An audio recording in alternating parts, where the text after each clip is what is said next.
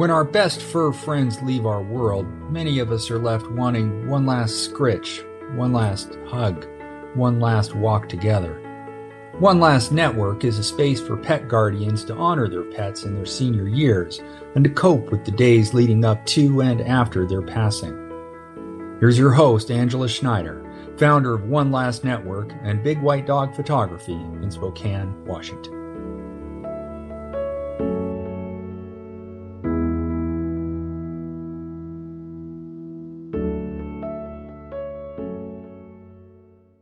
Welcome back to One Last Network and episode 22. Today, in the Art of Canine Rehab, Darlene Woodward of Pant Photography in Georgetown, Massachusetts, interviews her friend Jennifer Lyons, a licensed physical therapist and a certified canine rehabilitation practitioner in her neighborhood. Jennifer knows what it's like to feel the agony of physical limitations, tearing her anterior cruciate ligament when she was 15 years old. But as many of us do, we see our challenges as a path to finding our true calling. Hers started out with human rehab, but she soon made the switch to helping dogs find their way back onto the trails and paths where they need to be. Let's have a listen. Hello, everyone. I am excited to be here today with Jennifer Lyons. She is owner and founder of Paw Mobility, Animal Rehabilitation and Wellness. Jennifer is a licensed physical therapist and certified canine rehab practitioner. Her goal is to help owners, like all of you listeners, get your dogs moving and feeling better, returning to them what they love to do, whether it be walking or hiking or just playing around in the backyard. So Jennifer, welcome. So happy to have you today on this snowy day with us. And tell us a little bit about you and how your journey started. Well, thank you for having me. So my journey started, I grew up with animals, horses, dogs, cat, donkey, chickens, you name it, we had it. And I always had a love for animals. And then when I was 16 years old, I tore my ACL in my knee and went through a life-changing journey in recovering from that. And it made me want to go into helping other people who had injuries. So I ended up pursuing athletic training. And I worked with sports teams and ultimately went back to physical therapy school to become a physical therapist. Since then, I have done both athletic training and physical therapy. And I always knew I wanted to do something with dogs. And it was at a conference that I learned I could bring physical therapy and my love for dogs together and do animal rehab. And so a few years later, I pursued it. And here I am, mainly working with dogs. Occasionally, I see a human here and there. But primarily, I'm treating dogs right now here in Raleigh and in other people's owners' homes as well. I love that. So switch from working with people to working with the animals. And wow, the fact that you went through all of that with your ACL. So that must have been a challenging and a tough road. Yes, but very rewarding. I really was interested in the healing process and the returning back to athletics and, the ability to go through that and still play in college. Softball was my main sport and I was still able to do it at a collegiate level. The human body amazed me and the healing process. And, with the dogs, they have muscles and ligaments and bones just like us. And, they're a lot of fun to work with as well. So it was a good transition over. I love that. And a quick little note, Jennifer moved for her practice to Raleigh, which is 15 minutes from me. So I had the opportunity to visit her new facility and it is beautiful. Jennifer, you've done a nice job over there. So congrats on your new physical place. Thank you. It's been a few years in the making and I am very excited to have it this year. That is awesome. I love it. So first of all, why would somebody be looking for you? Or what are the main reasons people search for you to begin with? The main reasons are their dog has trouble moving, whether it's because of an injury, so a CCL tear, which is a ligament tear in the knee. That's the number one reason why people come to see me. Usually they've had the surgery and they see me post-op. The other reasons are a dog had a neurological issue. They were no longer able to walk, use their hind end. The other reason would be old age. So senior dogs, they have trouble getting up from the floor. They can't do the stairs, getting in and out of the car. So hind end weakness or pulled muscle, muscle tendonitis, just like in humans. I see a lot of that in the forelimbs. Or in the hind end, the iliopsoas tends to be a primary muscle that is strained in dogs. So I would say those are the most common cases that I see. Okay. And when people are reaching out to you, do they mostly come through a vet referral, or do they need a vet referral in order to work with you? Or do you have people contact you straight from your website or finding you? I would say the most likely way someone is contacting me is because they did a Google search and they were looking for animal physical therapy or animal rehab. And the other way would be from veterinarians, primarily those surgeons. So usually they give a list of rehab facilities and I'm on that list. But I do get plenty of people that do a search. They call, they want to know more about what services I provide and how do we go about doing it? And how can my dog benefit from the physical therapy? I want to make sure that it's the right move for them. I do need a referral from a vet. So that is a legal thing that I have to do. That's part of the process that I do. So I reach out to the veterinarian, I give them my form, they fill out the form, they send it back. So it's nothing that the owner has to do. And then how does that process work? You probably do a consult, you meet with the owner and the dog in person and... Yep. So it starts off with, once I get all the paperwork done, we do an evaluation. It lasts for about an hour. We go over the history because a lot of what's going on is actually in that history. But I also want to know, what was the dog's previous life like before the injury? What was their energy level? How much did they exercise? Because these are all things that typically owners want to get back to with their dogs. So it gives me an idea of what they're looking for. Then once we talk, then I do a hands-on assessment. And as I'm finding things, I also instruct owners on what they can do at home and what I'm finding. And I educate them on, what I am finding in the dog. What does it mean? What can I do for them at this point? And then at the end, we bring it all together and we come up with a plan of care. So I give my recommendations. I see what the owner is feeling in this process, and we come up with a plan of care together. If they are in the clinic, I also have an underwater treadmill. So we do initiate the underwater treadmill that first day if it's appropriate. Most dogs, it is appropriate. So we introduce them to the treadmill. And then from there, we schedule appointments. Typically, I'm seeing a dog 1 time a week. Occasionally, I will do 2 times. Now that I'm in the clinic, I can offer for that second visit just to do an underwater treadmill session. So typically it'll be 1 treatment session and then 1 just underwater treadmill session. So I am seeing more dogs 2 times a week currently having the clinic. In home, definitely 1 time a week is typically sufficient.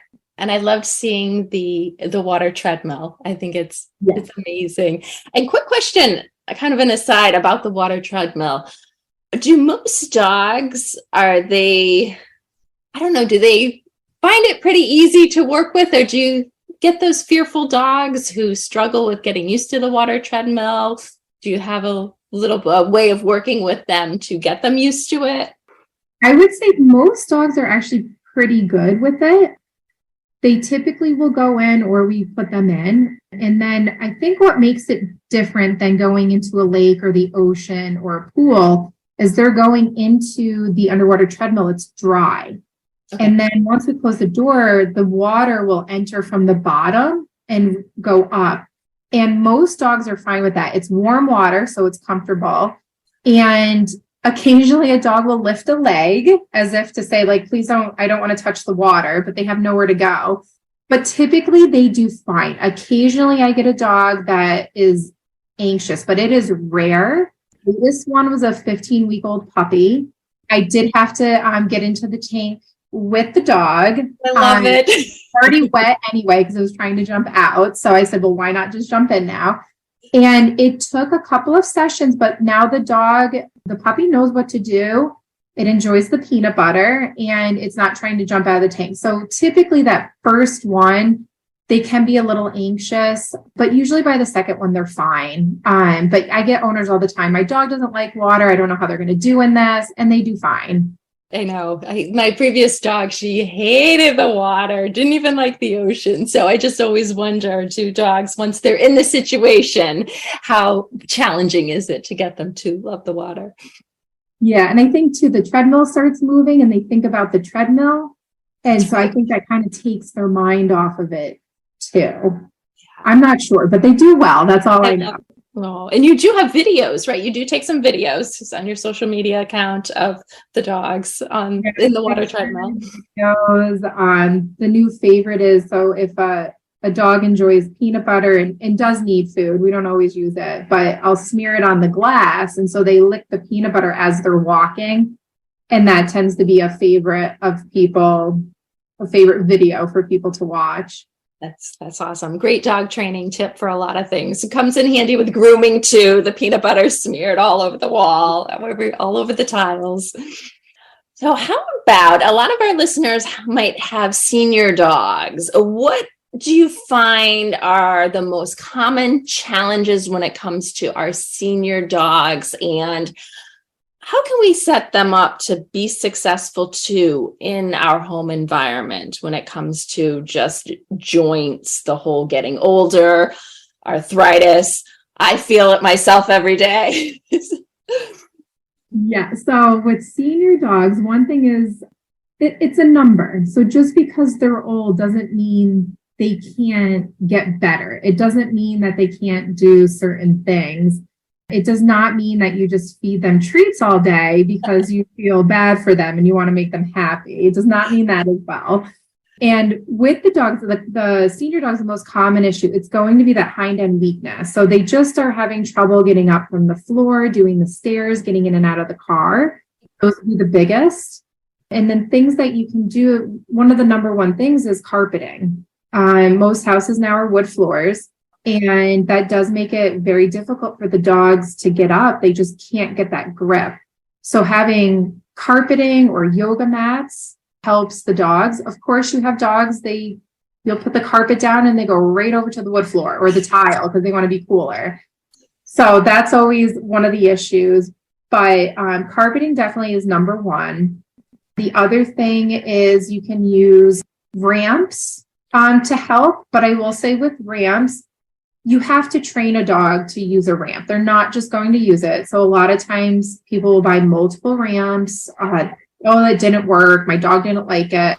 Well, you have to train them. I mean, it's a foreign object to them. And, some of them, think about an SUV and you have that ramp. It's so steep. Yeah. And then it's only about 2 feet wide. Mm-hmm.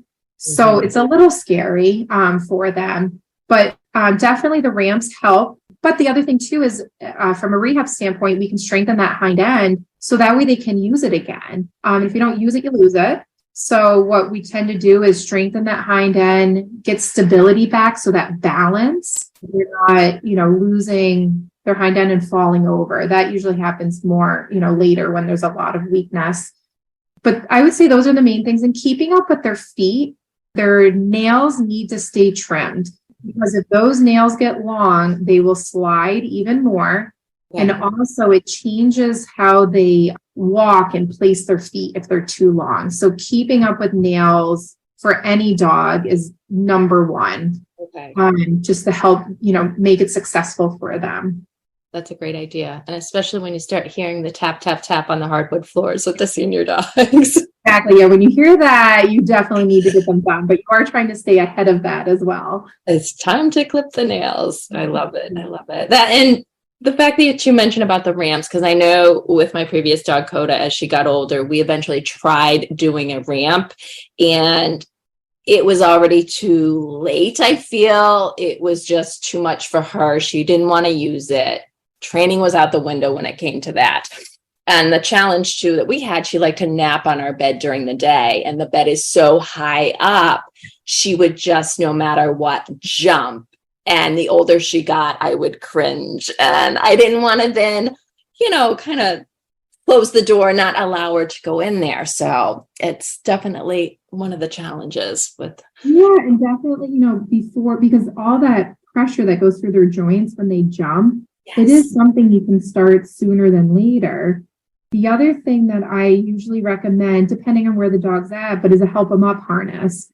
It's my favorite harness, but also, from a human physical therapist standpoint, it saves the owner. Like, to lift a dog, it's very cumbersome and awkward, and the weight of your dog, depending on the weight, but the help them up harness just gives you stability, allows you to work less, and the dog feels more stable in it as well. You can use that for transfers. You can use it for using the ramp, even helping a dog to get from the ground to standing up.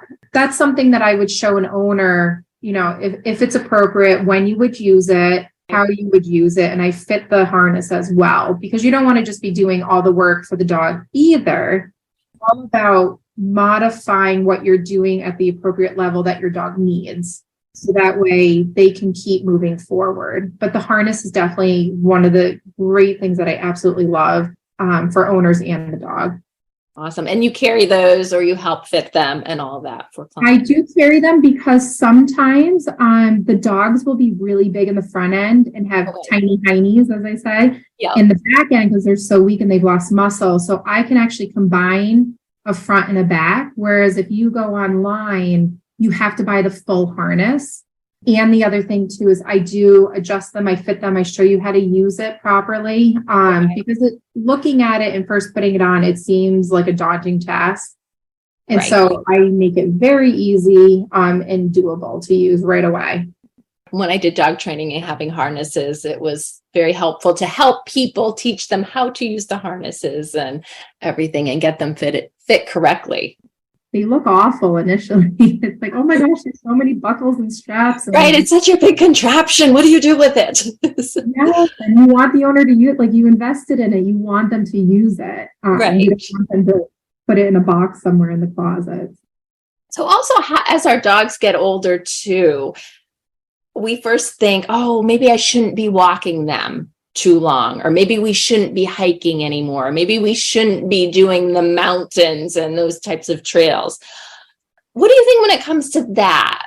Just, do we pay attention to our dogs and kind of look for those signs, or if they seem like they're capable of doing it, or should we not try to push them as much? And I know you said age is just a number, as we know. So some dogs can be hiking the mountains at 15 years old. Yeah, so I think owners know their dogs best. So I really do take an owner's input to heart on what changes they've seen, even if it's subtle and I can't see it at that time during the evaluation. But when you observe your dog, slowing down or having difficult doing something, or they're avoiding something altogether, these are little signs that you're looking for, that your dog is actually telling you, this is getting more difficult for me, because mentally they want to go. They're going to go until they can't go anymore. It's rare you're going to hear a yelp. They're usually not verbal. It's all these subtle signs that you're going to see.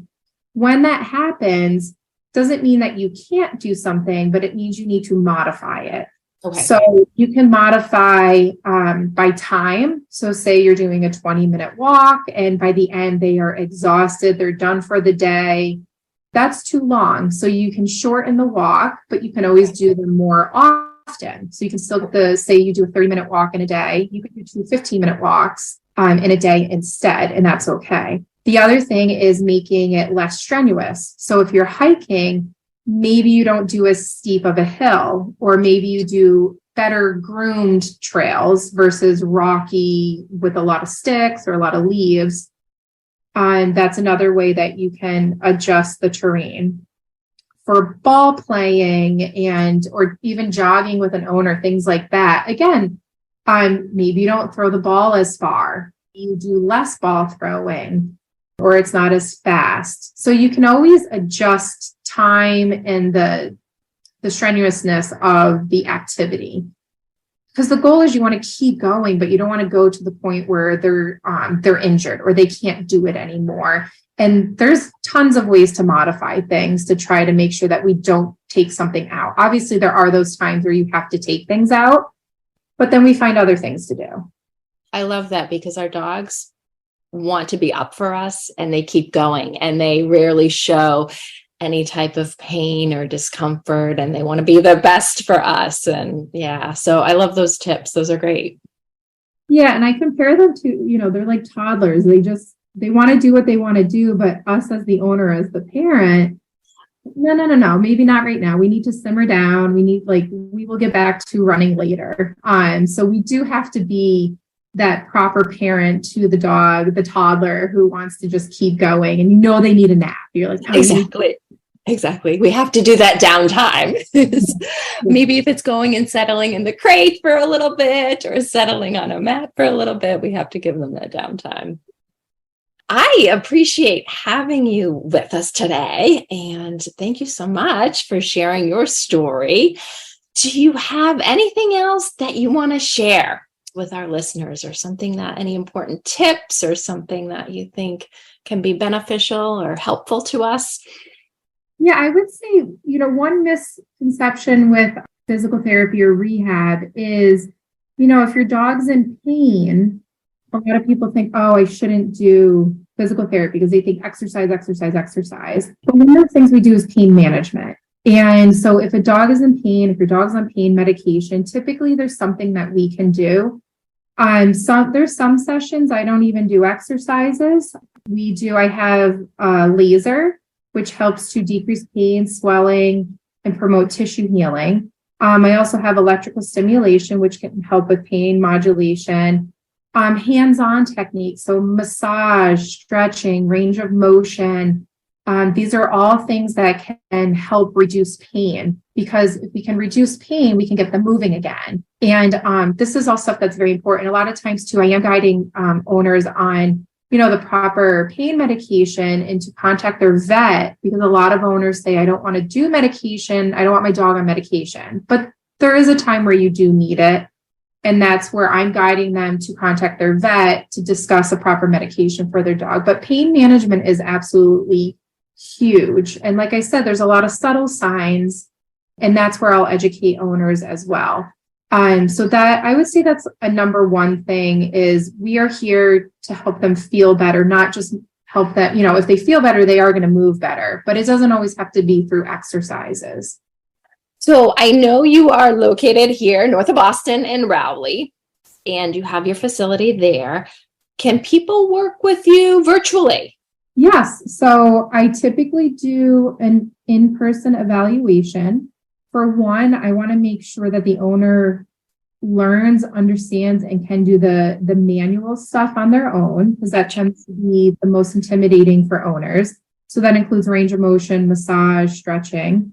And from there, I can also tell if the dog is a good candidate and the owner for the Zoom sessions, because it is, it's not for everyone. Most dogs and owners are actually pretty good. So I do Zoom sessions. Currently, I have 3 people that I do it with. And then we can also do an in-home as needed. Typically, they do fine though. And then I also still do in-home physical therapy. So twice a week. As needed, and then also the clinic. So I have 3 different ways to be able to get rehab out, because there's not many of us. So, in COVID, that made I was like, there's no way dogs can do Zoom. There's no way. Right. Do it. I was like, oh my gosh, this actually works. Again, not for every dog, but it's a way that I can reach owners that just, they have no one around them to be able to do it with them. They have to travel an hour or 2. So I do offer that as a way to get their dog better. Yeah, which is wonderful. I mean, with Zoom now, we've learned how to do all sorts of things with Zoom. Well, how can our listeners find you? Website? Are you on social media? What are your links? I'm everywhere, as I'm supposed to be. I love it.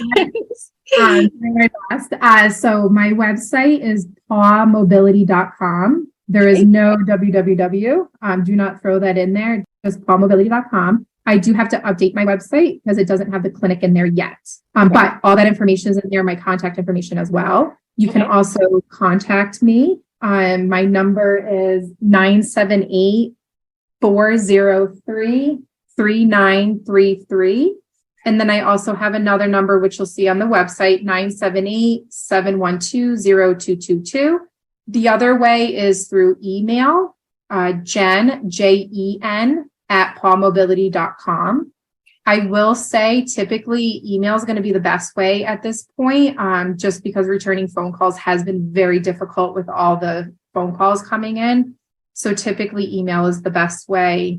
And then if we need to do a phone consult, then we can do the phone consult before coming in. I am on Instagram and Facebook, paw.mobility. And I think that's it for social media. But yeah, that's all the ways you can contact me. But if you have questions, if concerns, my goal too in the future is to have some education sessions for owners, just on some general.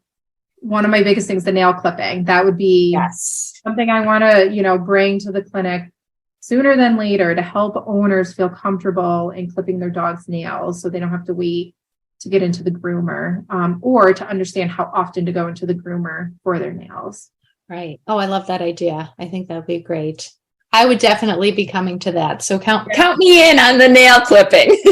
I never, used a Dremel before. I used to clip my dog's nails. So I love to learn that too. So the Dremel's scary. I know they make so much noise. So yes, that's something that I look forward to. I've had owners say, yes, I'm very interested. So I'm going to be trying to set that up as well. And in the future too, we're looking to schedule an open house. Okay. Just because we just opened, and I want people to come in and, see the clinic and see what we have to offer and, meet me. And your facility is beautiful. Congratulations on that. I'm so excited for you. Thank you. Big changes. Well, Jen, thank you so much for chatting today. I enjoyed learning all about you and what you do. And I know our listeners are going to love listening to this too. So I really appreciate you joining me today. Well, thank you very much for having me. It has been a lot of fun. I appreciate it. Awesome. And you have a great day. Enjoy the snow. Thank you too. This episode couldn't possibly be more timely for me. I sat down to edit and write the intro and outro upon arriving home from Bella's first rehab appointment at Paulus Rehabilitation Clinic in Spokane Valley, Washington. As many may know, Bella tore the canine cruciate ligament, or CCL, on her right hind 2 days before Christmas, and she had tibial plateau leveling osteotomy, or TPLO surgery, on January 11th with Dr. Rogers at VCA Kootenai Animal Hospital in Post Falls, Idaho. I found myself using my grief training to get through the stress and anxiety of post-surgical care, but nothing has been more helpful than the assurances of the amazing teams at Paulus and VCA Kootenai. Kayla, our vet tech at Paulus, has been wonderful, and Bella has made great strides with her gait just in the last week. As I listened to this episode, I felt like I was again walking through the exact experience we've had with our care team, as Jennifer describes her process. Before we know it, Bella will again be summiting the Quartz Lookout at Mount Spokane State Park and pulling me down the trail to Button Hook Bay at Farragut State Park. I can't wait. Next week, I have the most lovely chat with my new friend Maureen Scanlon, a life coach who has written books called My Dog is More Enlightened Than I Am, and My Dog is My Relationship Coach. And her podcast is called I Never Knew, But My Dog Did. So you just know I had to have her on. I'm Angela Schneider, owner of Big White Dog Photography in Spokane, Washington, and your host at One Last Network, signing off to go get some Bella snuggles. Listen to One Last Network on whichever podcast platform you prefer. We're on Spotify, Stitcher, Apple Music, and Amazon Music. Don't forget to hit follow or subscribe so you don't miss an episode. If you have a friend who might be interested in our content, make sure you share us with them. Thanks for listening.